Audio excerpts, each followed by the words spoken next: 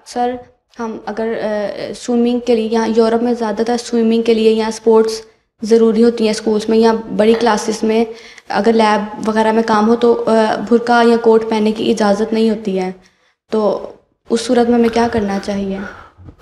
उसने अरसे के लिए तुम जो भी वहाँ का जो कोड है, ड्रेस कोड, उसकी पाबंदी करो, लेकिन स्विमिंग के लिए तो कोई कंपलसरी तो नहीं है, हैं?